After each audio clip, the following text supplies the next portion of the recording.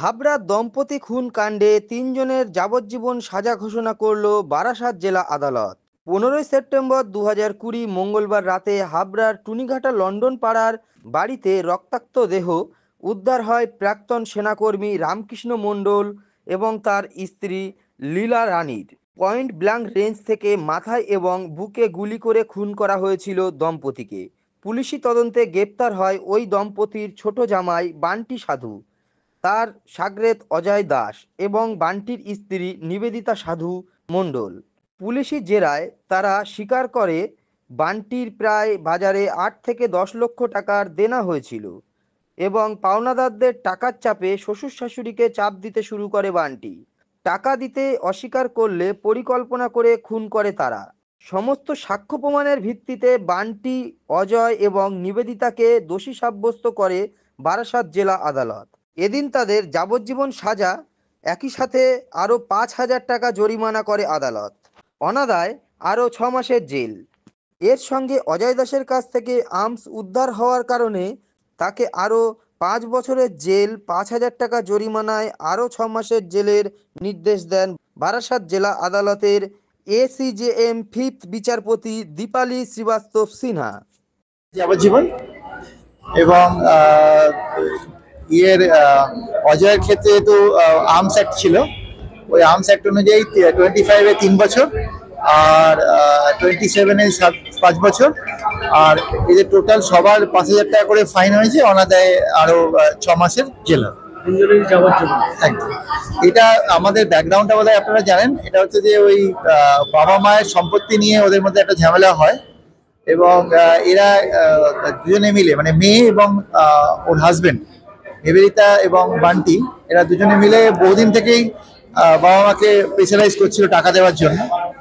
তো কারণ এতে বাজারে মার্কেটে অনেক লোন হয়েছিল 7 লাখ টাকার উপর, তো মা বাবা দিতে চায়নি প্রথমে, কোনোভাবে দিতে চায়নি। তো তাদের পক্ষে এদেরকে আবার জল পোড়া নিয়ে এসে জলের মধ্যে মিশিয়ে খাইয়ে এদের বশ করার চেষ্টা করেছিল, সেটাও কাজে দেয়নি। তারপর শেষকালে এই ঘটনা ঘটার বেশ কিছুদিন আগে ওরা বাড়িতে আসে, এসে বলে যে তোমার যা জমি সম্পত্তি তোমাদের আছে বিক্রি করে আমাদের টাকা দিয়ে দাও, কারণ আমরা সেই টাকাটা আমার ধার শোধ করতে লাগবে। তখন মা বাবা রাজি হয়নি বলে তখন ওরা শাসিয়ে গেছিল, বলেছিল যা করলে ভালো করলে না, এর পরিণাম ভালো হবে না। তার মধ্যে মাঝখানে ওরা কি করেছে, ওই অজয় বলে ছেলেটিকে ওরা জোগাড় করে ওরা অজয়ের সাথে ফোনে কথা বলে। অজয়ের সঙ্গে যখন বান্টি আর নিবেদিতা কথা বলে তখন এদের প্ল্যানিংটা হয়, কোথা থেকে আর্মস কেনা হবে, নদীয়ার কোন জায়গা থেকে, ইত্যাদি ইত্যাদি।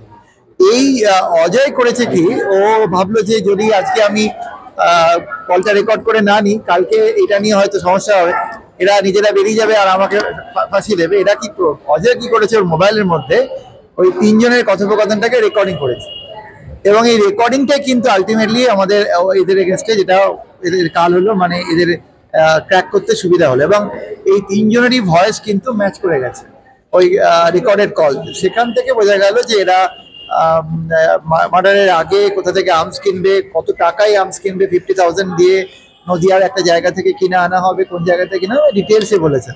এবং সেইটা দিয়ে আমি মামলা শুরু করেছি।